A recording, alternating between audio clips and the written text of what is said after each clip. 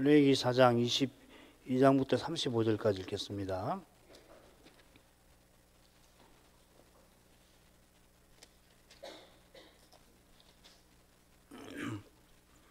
사장 22절부터 읽습니다. 만일 족장이 그 하나님 여호와의 금령 중 하나라도 부지 중에 범하여 허물이 있었다가 그 범한 죄에 깨우침을 받거든 그는 흠없는 수염소를 예물로 가져다가 그 수염소의 머리에 안수하고 여호와 번제 희생을 잡는 곳에서 잡을지니 이는 속죄제라.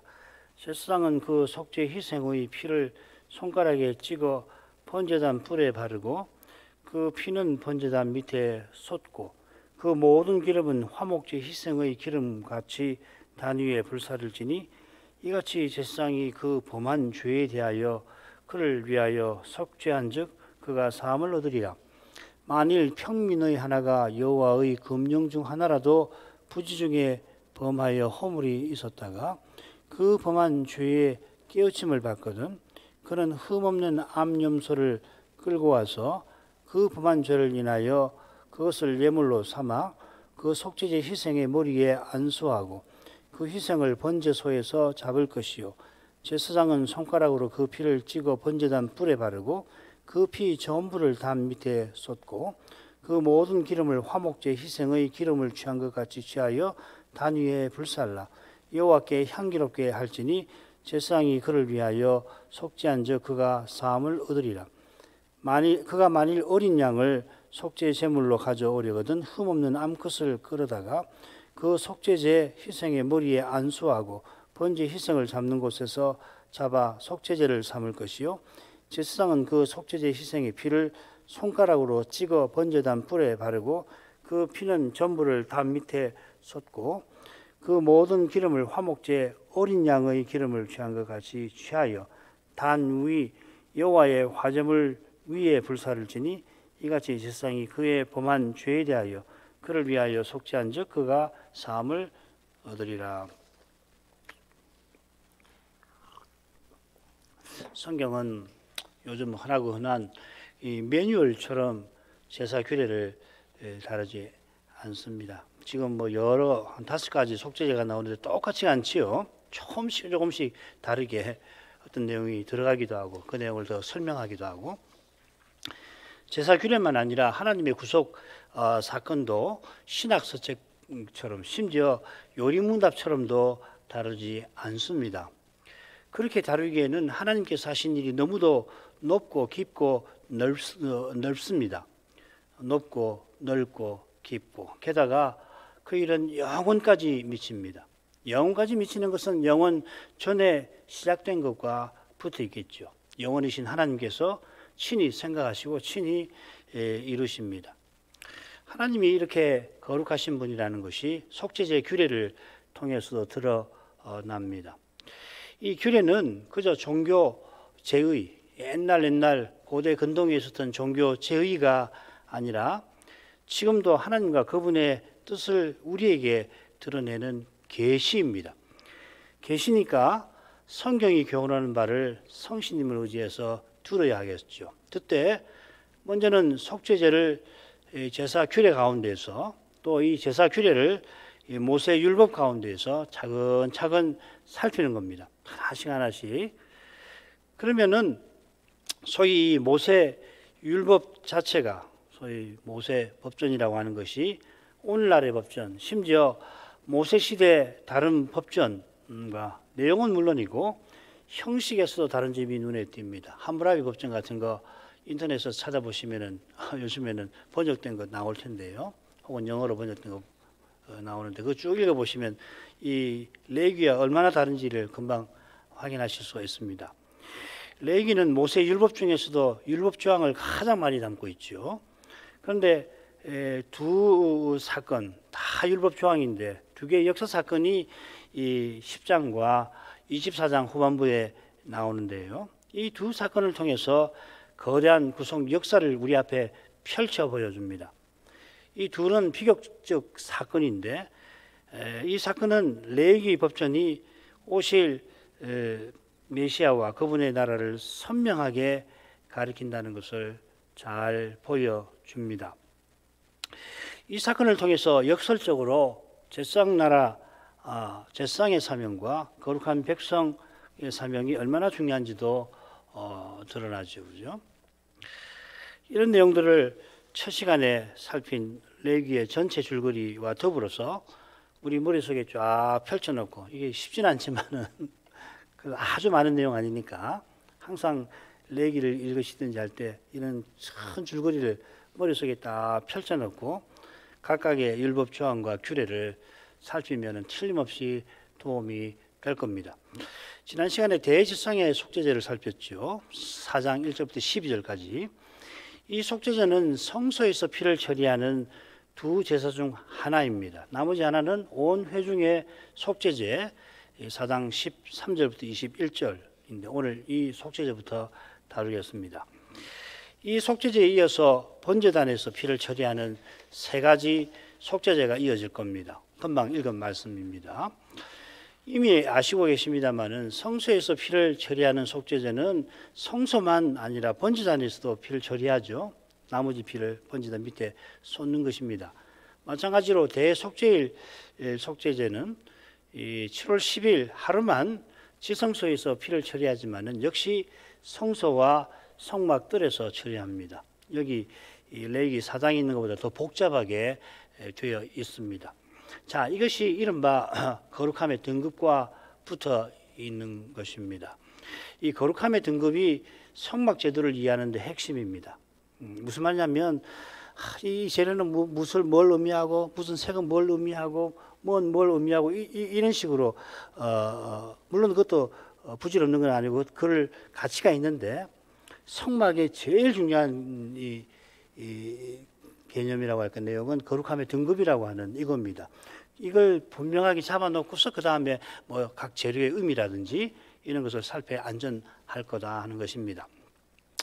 성막 자체가 이 거룩함의 등급을 잘 보여주지요. 우선 공간에 있어서 이 성막은 세 등급으로 나누어집니다. 지성소가 가장 거룩하고 그 다음에 성소 그리고 번제단이 있는 뜰이지요. 그래서 지성소에는 언약궤와 속죄소가 있죠. 언약궤가 있고 그 뚜껑인 속죄소가 있고 그리고 성소에서는 저기 북쪽부터 하면은 진설병이 있고 그 다음에 마주 반대편에 남쪽에 등대가 있고 그리고 이 서쪽에 향단이 놓여 있습니다. 그리고 번제단 있는 그 뜰에는 번제단과 그 다음에 성소 입구와 번제단 사이에 있는 이 놋바다라고 하는 물바다가 있죠, 그죠? 그래서 활동 시간을 보면 지성소는 대속죄일 7월 10일 하루에만 하고 활동 내용은 뭐 이 그날 드리는 속죄 피죠, 그죠? 그래서 한 3번을 들어갑니다. 사실은 지성소에 2번 피를 처리하고 또 한 번 향연을 피우러 들어가는데 그 다음에 성소에서는 매일 하는 일이 있죠, 그죠? 등대와 분향하고 등대를 그 기름이 떨어지지 않도록 하고 그리고 안식일에는 진설병을 교체를 해서 거기 진설을 합니다. 그리고 이 속죄제와 관계에 있어서는 이 대제사장과 온 회중의 속죄제를 드릴 때가 있겠죠. 그리고 성막들은 뭐 매일 상번제가 있고 그리고 안식일에 또 2번의 번제가 있고 그리고 속죄제로는 이 백성의 속죄제, 이 족장과 평민의 속죄제가 있습니다. 그래서 해당 직분자는 뭐 지성소는 당연히 대제사장만 들어가겠죠. 성소에서는 대제사장과 제사장 그리고 성막들은 뭐 대제사장은 당연하고 제사장, 레인 그리고 또 제사 드리는 이 백성이 일시적으로 이렇게 되는 겁니다. 이 등급이 이렇게 나눠져 있죠, 그죠? 대제사장만 대속죄일에만 지성소에 들어갑니다. 제사장이 만일 그날에라도 지성소에 접근하면 지성소에 들어가는 날이지만 제사장이 접근하면 죽임을 당하죠. 그처럼 제사장은 분향하거나 떡을 드릴 경우에만 성소에 들어갑니다만은 대제사장과 온 회중의 속죄제의 피를 처리할 때에는 대제사장이 들어가는 거지 제사장이 들어가면 안 됩니다. 제사장이 분향할 때나 다른 때에 만일 레인이 성소에 접근하면 큰일 나는 거죠. 우시야 왕이 성소에 들어가 분향하려 했다가 여호와께서 치셔서 이게 이제 문둥병을 이해하는 데 중요한 표현입니다. 나가라고 하는 건데요. 나가라고 하는 그 낱말인데 굉장히 많이 나옵니다. 제 기억에 맞다면 43번인가 뭐 그렇게 레위기가 나오는데, 그래서 문둥병이 발생을 했고 그래서 죽는 날까지 그는 별궁에 갇혀서 지냈습니다. 성막들에서는 레위인이 제사장을 도와서 봉사를 합니다. 성막 안 여호와를 모신 거룩한 곳이므로 그래서 제사장과 레위인은 신발을 벗고 봉사를 하죠. 이건 출애굽기 3장 5절과 붙어 있습니다. 신고 온 신발에 먼지가 묻어 있는데 그 먼지가 저주를 상징해서 그렇습니다. 이 지금 상징이라는 말, 먼지가 뭐 좋고 저질 수는 없잖아요. 상징이죠. 제사장과 레위인은 하나님께서 자기 소유를 삼으신 거룩한 사람이니까 거룩한 곳에 있어도 여호와의 치심을 받지는 않습니다. 물론 제사장과 레위인에게 거룩한 등급이 적용이 됩니다. 허락하신 곳 그리고 봉사에서만 보호를 받는 겁니다. 자, 그런데 백성이 제사 드릴 때에 성막들에 들어갑니다. 성막들 문을 통과해서 오른편으로 북편으로 갔다가 그 다음에 맡은 일, 예를 들면은 피 처리하기 직전이죠, 그죠? 성막문에서 안수하고 들어가서 이 피를 처리하기 직전 죽이는 일까지도 마치고는 다시 문 밖으로 나가게 됩니다. 바로 여기서 이 거룩함의 등급을 두신 이 궁극적인 목적이 잘 드러납니다. 하나님이 언약 백성들을 하나님께 나오게 하려고 등급을 두신 겁니다. 등급을 두셔서는 심지어 제사장도 대제사장도 다른 날은 여호와께서 임재하신 지성소에 들어오지 못하게 막으셨지만은 이것은 대제사장이 그날 지성소에 들어가서 피를 처리해가지고서 백성이 매년 하나님께 가까이 하게 하심입니다. 막으시는 이유는 뭐냐면 먼저 인생이 거룩하신 하나님께 함부로 다가갔다가 망하지 않게 하려 하시는 것이고, 둘째로 결국 거룩하신 하나님께서 백성을 만나려고 하심입니다. 자, 이런 점에서 속죄제의 피를 처리할 때에 공간과 통로에 피를 바르거나 뿌리는 겁니다. 바르고 뿌리는 행위에 담긴 뜻은 다 헤아릴 수 없어요. 바르기도 하고 뭐 손으로 적시기도 하고 이게 다 의미가 있을 것 같은데 저는 잘 모르겠습니다. 아무리 생각해도. 그렇지만은 둘은 모두 속죄를 위함이죠. 이 속죄라는 표현, 이 키페르라는 말인데 이게 덮는다 하는 뜻을 갖고 있습니다. 언약 백성이 죄를 지으면은 성막과 통로가 오염이 되어서 부정하게 되는데 그 부정을 덮어서 없애버리는 겁니다. 그래야만 여호와 하나님께서 성막에 계속 계시고 계속 백성이 여호와께 나아갈 수 있는 겁니다. 그러니까 이 거룩함의 등급이라고 하는 것은 결국 제사장에게 주신 두 임무하고 정확하게 일치하는 거죠, 그죠? 지킴과 섬김. 제사장에게 두 거룩한 곳을 지키게 하시고 여호와를 섬기게 하신 거란 말이죠. 이 거룩함을 지켜야지 여호와께서 거기 계시고 백성이 죽지 않고 그래서 이 제사장의 섬김을 통해서 여호와께 나아갈 수가 있게 되는 거죠, 그렇죠? 우리 주님께서 나는 길이요 하시고 나로 말미암지 않고는 아버지께로 올 자가 없느니라 덧붙이셨습니다. 하나님께 나가는 길은 오직 그리스도이십니다. 그리스도로 말미암지 않으면은 하나님께서 자기에게 오지 못하게 막으시고 기어코 온다면은 치십니다. 성막에서는 이 관유나 향품을 사사로이 만들어 쓰지 못하게 하신 것도 바로 이 백성이 오실 메시아로 말미암아 하나님께 나오게 하려 하신 것입니다. 이게 우상 숭배하고도 관계되는 건데, 성막에서 메시아를 예표하는 제사장이 속죄제 제사장의 피를 처리할 때에 거기서 이게 계시 활동이니까 계시니까 거기서 자기 죄가 드러나거든요. 하나님 율법이 이루어지는 거 아닙니까? 율법대로 행하는 것이니까 거기서 거룩한 영광이 나타나서 거기서 자기 죄가 드러나면 하나님께 나아갈 수 있는 길은 오직 오실 메시아께 있다. 그걸 깨닫고 바라보게 하는 것입니다. 성막의 공간들뿐만 아니라 심지어 성막 재료들, 뭐 금속의 재료도 있고 또 뭡니까? 그 옷을 만드는 실 같은 거도 제가 있고 심지어 규격도 등급이 있죠, 그죠? 거기도 다 등급이 있습니다. 그러니까 이 등급에 비추어서 각 재료, 금, 은, 뭐 놋, 뭐 그리고 뭐 금색실, 홍색, 자색, 뭐 청색실, 배실, 그리고 또 수달의 가죽, 뭐 등등등 이런 그 의미를 찾아보아야 할 겁니다. 가령 예를 들어서 성막에 금, 은, 놋이 사용되지요. 이 셋은 이 성막의 세 공간, 지성소, 성소, 뜰과 밀접히 붙어 있긴 하지만 놋이 뜰에 사용되듯이 은이 성소에 사용되질 않죠. 은이 사용되는 독특한 곳이 있잖아요. 그리고 성소의 기물들은 금이 사용이 됩니다. 지성소에는 정금이 사용되기도 하는데 물론 성소에서도 정금이 사용되기도 할 겁니다. 이런 연관관계를 잘 살핀 터에서 각 금속의 의미를 생각해야 합니다. 가령 예를 들면 아간이 여리고 멸망 이후에 이 은과 금, 옷을 훔치잖아요. 그때 아간이 맨 밑에 뭘 묻어두냐면 은을 묻어둔다고요. 금이 아니라. 그런데 한번 보세요. 은은 200세겔이고 금은 50세겔입니다. 우리가 뭐 금과 은의 가치가 얼마큼 몇 대 몇인지 정확하게 모르지만 이 금이 훨씬 더 가치 있는 건데 은을 맨 밑에다가 숨겨놔요. 근데 그걸 성경에 기록을 해놨습니다. 은을 맨 밑에 두었더라. 왜? 은이 도대체 뭐길래 그랬을까? 궁금하잖아요, 그죠?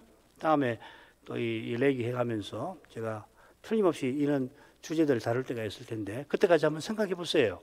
그러려면은 은이 어디에 쓰였는가 하는 걸 조사를 해보고 은의 위가 있는 거겠구나. 또 은이 금은 얼마만큼의 분량이 사용되고 은은 또 얼마만큼의 분량이 사용되고 그거 다 성경이 나오는데 그런 것도 다 관계해서 살피면 은의 의미는 이런 것이겠구나. 이런 의미라서 아간이 거의 즉각적으로 은을 맨 밑에 자기 죄가 드러나니까 그 죄를 감추는 자기 죄를 가장 드러내는 은을 맨 밑에 숨겼겠구나. 이런 결론에 도달할 수가 있을 겁니다. 자, 그 다음에 온회중의 속죄제로 가죠. 먼저 드리는 경우와 드리는 제물입니다. 13절, 14절 상반절. 만일 이스라엘 온 회중이 여호와의 금령 중 하나라도 그를 범하여 허물이 있으나 스스로 깨닫지 못하다가 그 범한 죄를 깨달으면 회중은 수송아지를 속죄제로 드릴지니. 자, 이 율법은 이스라엘 온 회중이 대지상처럼 이 금령 하나를 범한 경우가 되겠습니다. 대지상의 속죄제보다 그릇 범한 그 행위 자체를 좀 더 설명을 합니다. 그래서 이 13절은 번역은 참 매끄럽게 잘 되었는데 번역이 취지를 잘 살려서 번역했는데 훨씬 복잡합니다. 제가 한번 읽어볼게요. 만일 이스라엘 온 회중이 모르고 잘못했는데 그 일이 회중의 눈에 숨겨져 있되 그들이 여호와의 모든 금령 중 하나를 행하여 죄책이 있게 되었다가 그들이 범한 그 죄가 알려지면은 이렇게 되었습니다. 좀 복잡하죠, 그죠? 대지상의 속죄제는 여호와의 금령 중 하나라도 그릇 범하였으되 간단하게 표현했는데 여기서는 아주 길게 그릇이라는 그릇 범했다는 것도 온 회중이 모르고 잘못하여 그 일이 회중의 눈에 숨겨져 있는 것 이렇게 풀어서 적어놨습니다. 이게 성경의 묘미 같아요. 똑같이 그대로 반복하지 않고 법전처럼 우리나라 형법전 같으면 똑같이 하겠죠. 가급적 정확하게 용어를 딱 쓰잖아요. 성경은 그렇게 하지 않습니다. 이렇게 바꿔가지고서 그 의미를 자꾸 더하도록 비교해보고 또 살펴봐가지고 그 의미를 더할 수 있도록 아주 교육적으로 기록이 되어 있다는 걸 알 수 있습니다. 자, 그릇 잘못한 것이 금령 중 하나라면은 속죄제를 드려야 합니다. 가령 이 대지상이 실수로 그렇던 판단을 내려가지고서 예를 들면은 지금은 달력이 척척척 나오지만 그대로 가면 이 달력이 쉽지는 않거든요. 다음 달 새 달은 첫날은 언제인가 뭐 이런 거 예를 들면 이게 쉽지 않을 수가 있거든요. 그 대지상이 이게 실수를 해가지고서 백성이 그 판단을 따라서 예를 들면 엉뚱한 날에 제사를 드린다 하면은 아마 이런 경우가 되지 않을까 생각됩니다. 자, 드리는 절차로 가십시다. 긴데 한번 읽어보죠. 그것을 회막 앞으로 끌어다가 회중의 장로들이 여호와 앞에서 그 수송아지 머리에 안수하고 그것을 여호와 앞에서 잡을 것이요 기름 부음 받은 제사장은 그 수송아지 피를 가지고 회막에 들어가서 그 제사장이 손가락으로 그 피를 찍어 여호와 장 앞에 7번 뿌릴 것이며 또 그 피로 회막 안 여호와 앞에 있는 단불에 바르고 그 피 전부는 회막 문 번제단 밑에 쏟을 것이며 그 기름은 다 취하여 단 위에 불사를 대 그 송아지를 속죄제의 송아지에게 한 것 같이 할지며 제사장이 그것으로 회중을 위하여 속죄한즉 그들이 사함을 얻으리라. 이는 그 수송아지를 진 밖으로 가져다가 첫번 송아지를 불사름 같이 살을 지니 이는 회중의 속죄제니라. 대제사장의 속죄제랑 구체적인 절차까지 거의 같으죠. 제사 절차는 이 수송아지를 회막에 앞으로 끌어오는 것에서 시작됩니다. 이 끌어온다고 했는데 가까이 가져온다는 뜻입니다.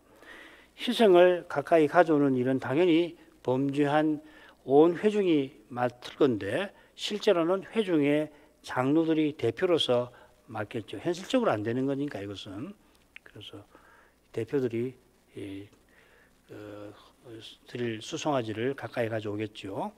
그처럼 장로들이 안수를 합니다. 장로들이 제사 드리는 수송아지 두 뿔 사이에 양손을 모아서 힘껏 밀어서 자신들을 의탁하는 거죠. 대제사장도 자기 이 속죄제에서 똑같이 안수합니다. 이것은 아론 대제사장도 오실 메시아를 의지해야 한다는 뜻이겠습니다.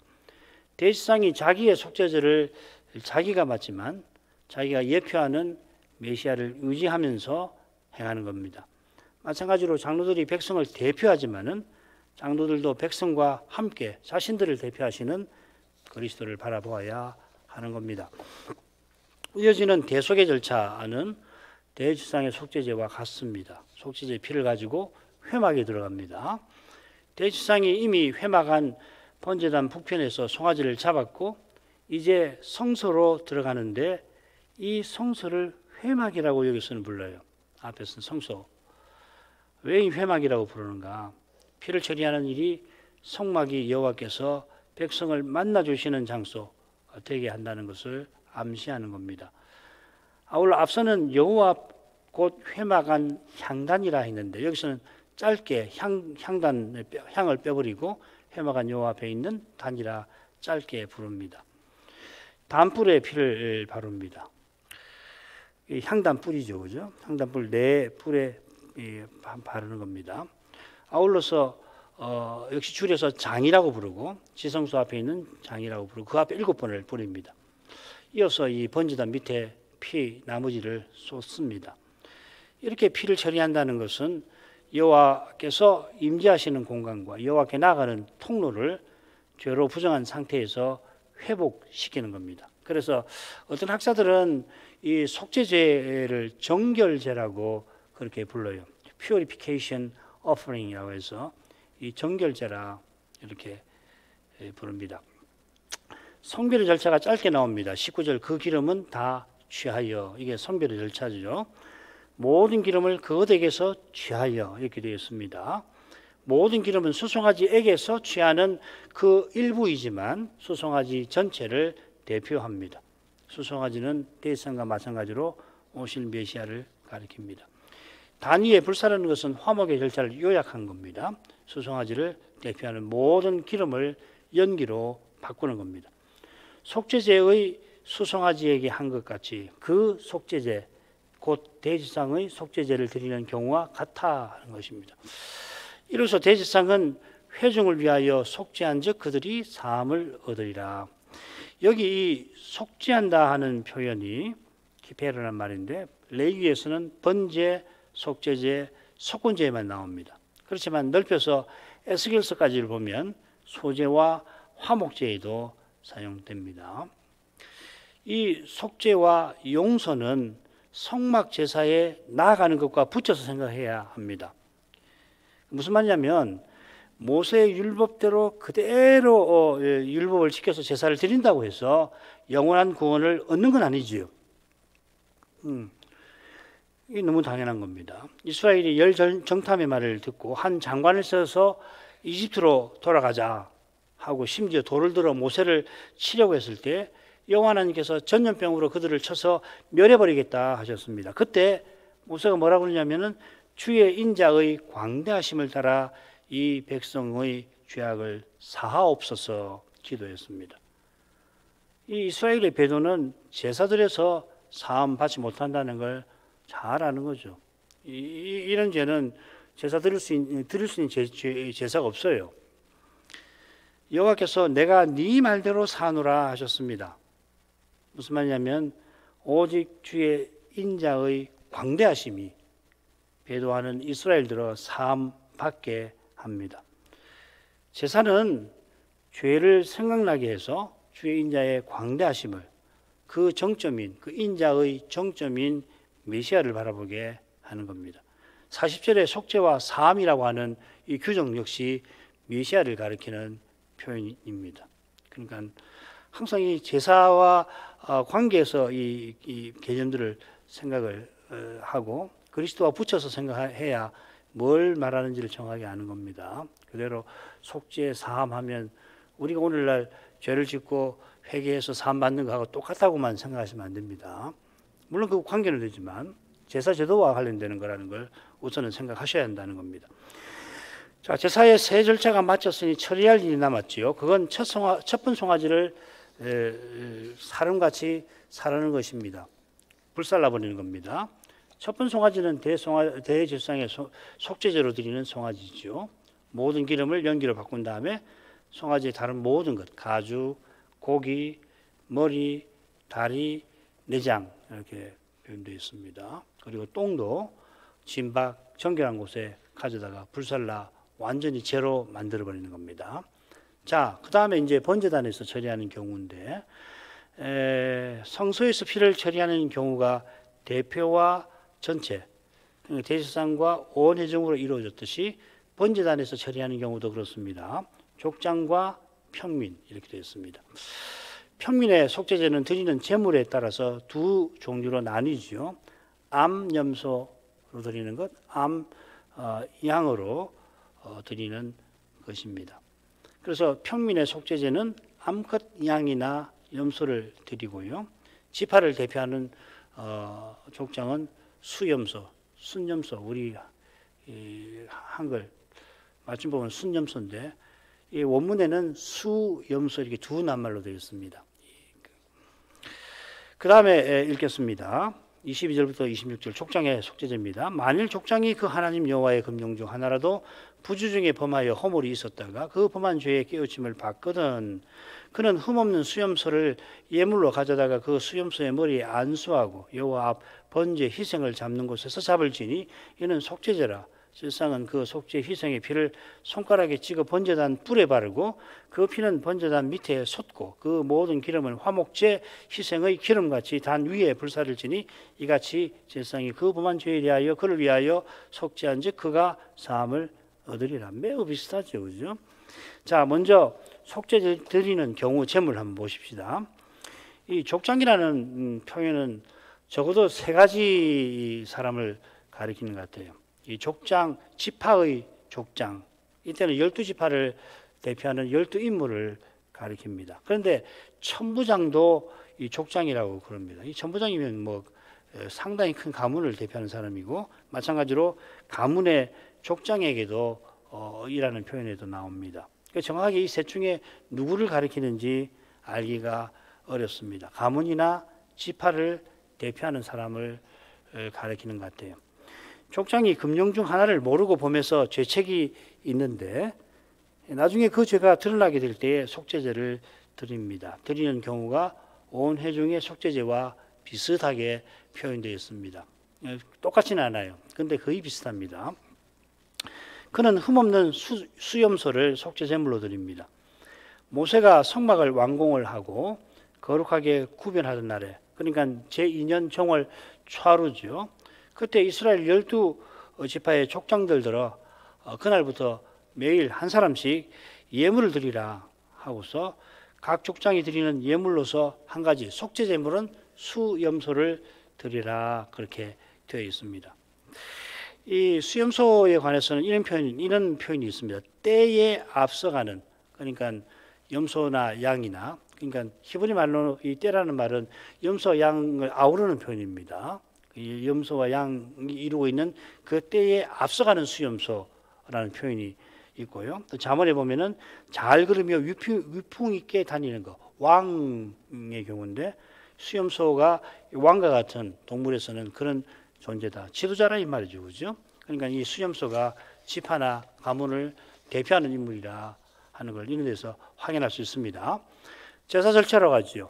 23절 끝에 보면 가져다가라고 하는 표현이 있는데 그때부터 제사 절차가 나옵니다. 같은 낱말을 앞에서는 끌어다가 이렇게 했는데 역시 가까이 가져온다 하는 말입니다. 그런 다음에 이제 족장이 안수를 하죠. 그리고 이 염소를 여호와 번제 희생을 잡는 곳, 그 번제단 북편에서 잡습니다. 그 다음 피를 처리하는데 거기 앞서 24절 끝에 흥미롭게도 이는 속죄제라 하고서 피를 처리해요. 그죠? 그러니까 이 표현이 중간에 딱 나왔습니다. 피 처리하기 직전에 이는 속죄제라. 그러니까 이어지는 피의 처리를 강조하는, 피의 처리가 무슨 의미인지를 강조하는 표현 같습니다.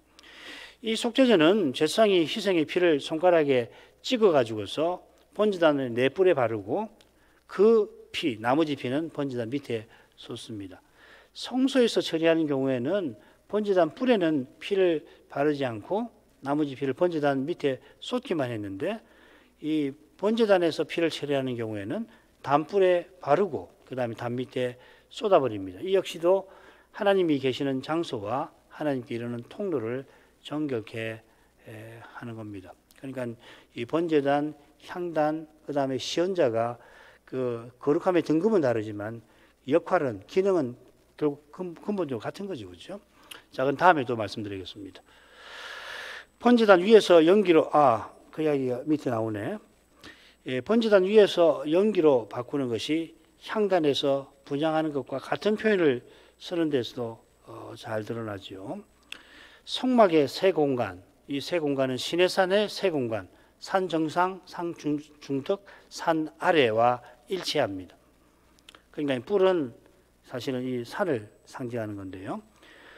언약을 세울 때 시내산 아래에다 번제단이 놓여 있고 산 중턱에 아론 제사장 족장이 모세 올라가죠. 그리고 정상에는 모세만 올라갑니다. 그러니까 지성소, 이 성소, 그 다음에 번제 성막 뜰과 그리 같습니다.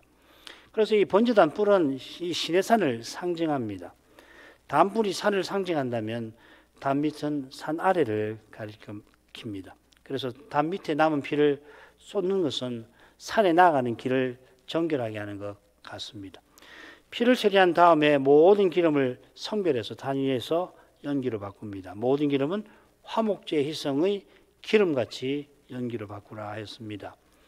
이것은 화목제와 절차가 같다 하는 것만 아니라 속죄제에서 화목의 측면을 부각시키는 것입니다. 이게 이어지는 속죄와 사움과도 붙어 있고 이건 조금 전에 설명했습니다. 자, 평민의 속죄제로 가죠. 먼저 암염소의 속죄제입니다. 27절부터 31절인데 만일 평민의 하나가 여호와의 금령 중 하나라도 부지 중에 범하여 허물이 있었다가 그 범한 죄에 깨우침을 받거든 그는 흠없는 암염소를 끌고 와서 그 범한 죄를 인하여 그것을 예물로 삼아 그 속죄제 희생의 머리에 안수하고 그 희생을 번제소에서 잡을 것이요 제사장은 손가락으로 그 피를 찍어 번제단 뿔에 바르고 그 피 전부를 단 밑에 쏟고 그 모든 기름을 화목제 희생의 기름을 취한 것 같이 취하여 단 위에 불살라 여호와께 향기롭게 할지니 제사장이 이 그를 위하여 속죄한즉 그가 사함을 얻으리라. 자, 먼저 평민의 속죄제를 드리는 경우와 드리는 제물이 나옵니다. 이 평민이라고 아주 줄여서 번역했는데 여러 낱말을 확 줄인 겁니다. 한 단어로 만들었습니다. 이 표현에는 속죄제 머릿말에 누구든지라고 번역된 낱말 네페쉬라고 하는 말이 포함이 되어 있습니다. 영원, 생명 뭐 이런 뜻이라고 그랬죠. 또 이 평민이라고 하는 표현에는 그 땅의 백성 혹은 그 지방 사람이라는 표현이 담겨 있습니다. 두 단어가 압축이 되어 있습니다. 흥미롭게도 이 표현은 훗날 이건 아니고 이 표현 그 땅의 백성 할 때는 왕, 관리, 제사장 아닌 사람을 훗날 가리키기도 합니다. 흥미로운 점은 뭐냐면 다윗 가문의 왕을 충직하게 지지하는 인물들을 가리킵니다. 이때는 국민이라고 번역이 되었습니다. 이게 꼭 이 표현을 기억을 하셔야지 예레미야 사건을 이해하는 데 도움이 됩니다. 누가 예레미야를 핍박했나? 그건 요시야를 왕으로 옹립해서 그의 개혁을 지지했던 국민들이 그 일을 하는 거거든요. 자, 그런데 여기서 이 편미는 대제사장과 족장을 제외한 모든 사람을 가리키는 걸로 보는 게 좋습니다. 레위인, 일반 제사장도 여기 편민에 포함된다고 보는 것이 좋습니다. 편민이 속죄제를 드리는 경우는 앞선 경우와 똑같지는 않지만 거의 비슷하지요. 암염소, 흠없는 암염소를 드립니다. 암양과 마찬가지로 족장이 인도를 받는 백성을 상징합니다. 나단의 비유에서 짐작되지요. 다윗 왕이 바세바를 유인한 일을 나단이 어떻게 비유하냐면 부자가 가난한 자의 암양을 빼앗은 것에 비유를 합니다. 그래서 이런 데서 이 암염소나 암양을 드린 뜻을 백성이라는 거죠, 그죠? 백성의 왕이나 족장의 인도를 받는 보호를 받아야 하는 백성이라 하는 의미겠죠. 대속의 절차가 28절 중반부터 30절에 나옵니다. 그 범한 죄는 속죄제를 드려야 하는 죄입니다. 이 발음이 비슷해요. 이 범한다는 말은 하타이고, 그럼 죄라는 말은 하타트입니다. 그리고 이 하타트라는 말은 이 속죄제라고 하는 말도 뜻입니다. 그러니까 이 무슨 의미인지를 말씀드렸죠, 그죠? 이 속죄제를 드려야 할 죄다 이 말이죠, 그죠? 그러니까 그 죄가 반드시 무슨 오늘날 죄인 것만 아니라는 겁니다. 예를 들면 언약의 어머니가 아이를 낳은 경우, 그건 어떻게 죄라고 말하겠습니까? 그 자체를 상징적인 거죠. 제도와 관련해서 생각해야 된다는 말이 그 말입니다. 재물을 잡는 번제단 북편을 번제소라고 표현을 한 게 이채롭습니다. 정확하게는 번제의 장소라고 되어 있습니다. 이 표현은 구약 이곳에만 나옵니다. 조금 아래 암양의 속죄제에서는 번제 희생을 잡는 곳이라고 표현을 해놨는데 그걸 더 줄여가지고 번제소, 번제 장소 이렇게 되어 있습니다. 번제 희생을 잡는 곳에서 속죄제 희생을 잡는다고 굳이 표현한 것은 속죄제를 드리는 뜻이 번제에 있다 하는 걸 암시하는 겁니다. 번제는 여호와의 특별한 소유로 삼아 주신 것을 드러내는 거 아니에요. 그래서 이 부정한 상태에서 벗어나서 정한 상태로 간다는 것은 언약 백성의 지위 상태로 회복되는 거 아니에요. 언약 백성이라는 것은 하나님이 특별한 소유로 삼으신 백성이라는 뜻이죠. 자, 그 다음 넘어가죠. 성별의 절차도 그렇고 화목제 절차도 이 족장의 속죄제와 같습니다. 그런데 이 화목의 절차에서 향기로운 냄새가 나와요. 한글 개역에서는 이 풀어가지고 여호와께 향기롭게 이렇게 부사로 새겼는데 향기로운 냄새로 이렇게 되어 있습니다. 모든 기름을 연기로 바꾸되 여호와께 향기로운 냄새로 드리라 이렇게 되어 있습니다. 이 향기로운 냄새는 에베소서 5장 2절에 나오는 대로 부활하신 그리스도를 가리킵니다. 속죄제, 속건제도 번제, 소제, 화목제와 마찬가지로 화제이므로 역시 향기로운 냄새입니다. 이 화제 음식 제사라고 그랬죠. 그리고 향기로운 냄새 이게 서로 붙어 있는 개념입니다. 자, 이런 말씀을 드리는 것은 속죄제나 속건제가 죄를 다루는 제사라 향기로운 냄새가 아니라고 생각하는 경우가 있어서 그렇습니다. 그런데 향기로운 냄새입니다. 번제와 화목제도 역시 죄를 다루는 절차가 있듯이 속죄제, 속건제도 역시 화목의 절차가 있습니다. 두 절차는 성별의 절차와 함께 무엇보다 오실 메시아를 가리킵니다. 자, 암양의 속죄제가 나오는데 읽지 않겠습니다. 두 가지 점만 말씀드리고 마치는 게 좋을 것 같습니다. 그 성별의 절차에 보면 모든 기름을 화목제 어린 양의 기름을 취한 것 같이 취한다 이렇게 했죠, 그죠? 어린 양, 화목제만 아니고 어린 양, 그건 뭐 분명합니다. 이 어린 양을 말하는 것은 어린 양의 경우는 그 미려골에서 벤 기름진 꼬리도 드리니까 이런 표현을 썼을 겁니다. 그 다음 화목의 절차에서는 한 가지 여호와의 화제물 위에서 연기로 바꾸어라. 위에 연기로 바꾸라는 내용이 나옵니다. 이 화제물이라고 했는데 보통은 화제라고 새긴 말입니다. 음식 제사라는 말이죠. 그래서 음식 제사 위에보다는 음식 제사와 함께라고 새기는 게 좋습니다. 레위기 10장 15절에서는 함께라는 말로 번역을 해놨습니다. 그래 이걸 놓고서 속죄제 자체는 화제 음식 제사가 아니라고 말씀하시는 분이 있는데 유대인 아주 훌륭한 학자가 있는데 그러나 이 속죄제를 향기로운 냄새라고 불렀다. 그리고 속건제도 화제라고 불렀다라고 한다면 속죄제도 역시 화제라 하는 것을 가리킬 겁니다. 그렇다면 여기 이 여호와의 화제들은 뭐냐? 번제, 소제, 화목제를 가리키게 되겠죠. 그다음 내용은 이건 아마 제사장을 위한 속죄제 할 때에 지금 인용한 내용에 대한 설명이 붙게 될 겁니다. 오늘 이만큼 하죠.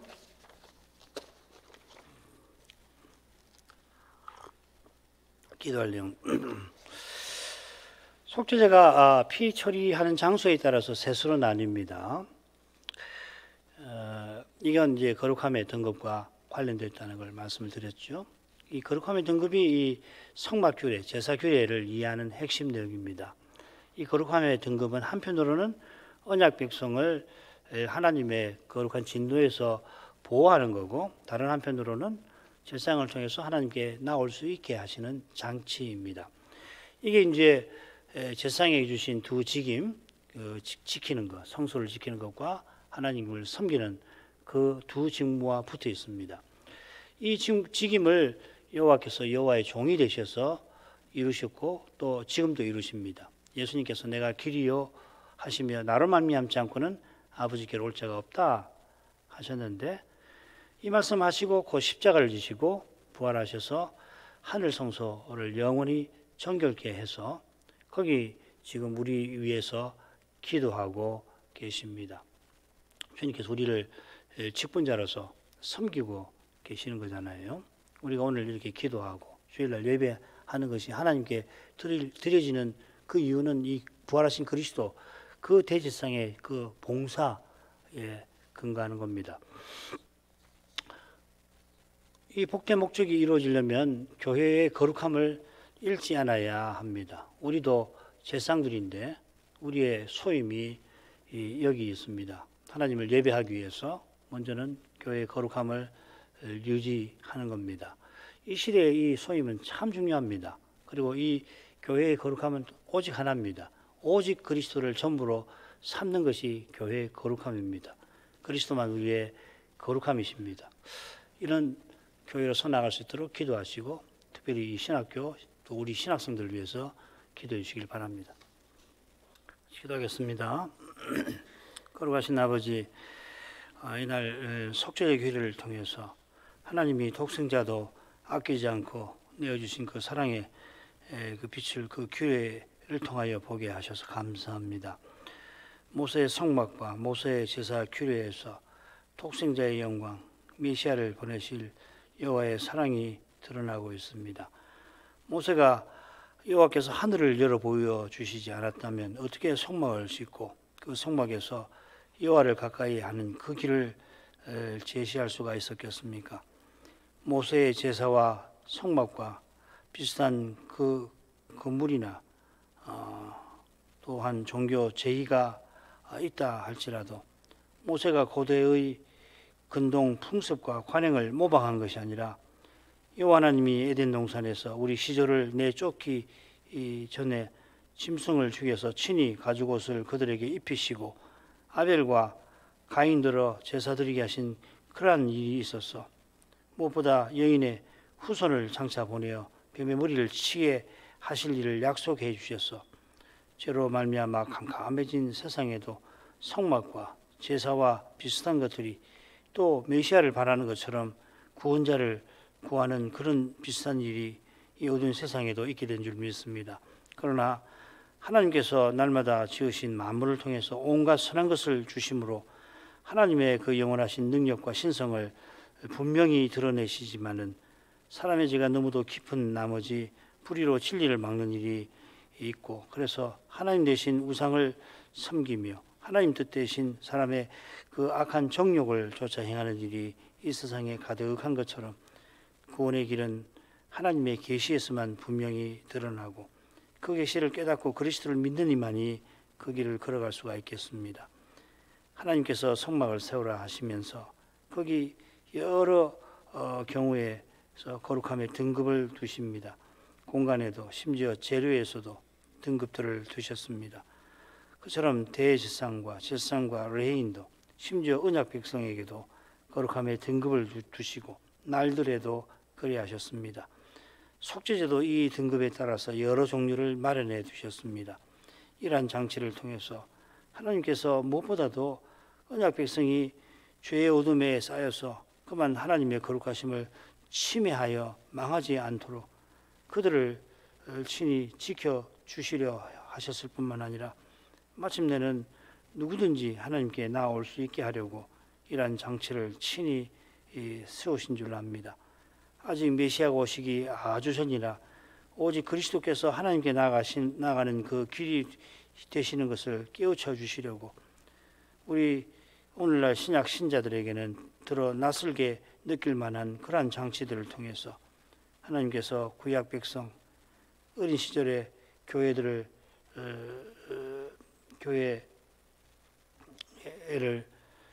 그렇게 지혜롭게 능력 있게 교훈하신 줄 믿습니다.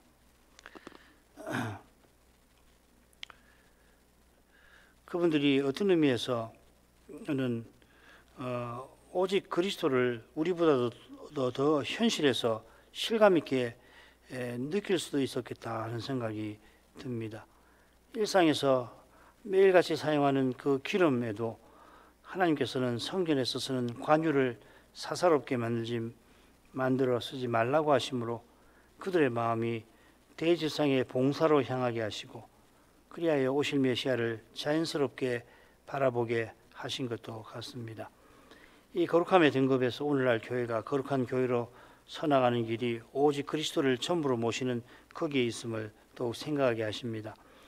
이 진리가 오늘날 교회의 가장 절실한 것 가운데 하나일 것입니다. 이런 순수한 고백으로만 이 시대를 견디고 닥쳐오는 저 두려운 순간도 이 연약한 저희가 이길 수 있겠습니다. 성신을 의지하여 오직 그리스도를 고백할 때에 그리스도께서 우리의 고백을 받아주시고 친히 그 거룩한 능력을 주의 백성을 구원하시고 주의 원수를 멸하시는 능력을 친히 드러내실 것입니다. 이날에도 핍박받는 교회와 신자의 삶을 통하여 부활하신 주님께서 이 신비한 능력을 여전히 나타내고 계심을 믿습니다. 저희도 이런 신비를 맛보고서 하나님께 감사하며 영광과 찬송을 삼위께 돌리며 살아가게 하시옵소서. 예수님 이름으로 기도합니다. 아멘.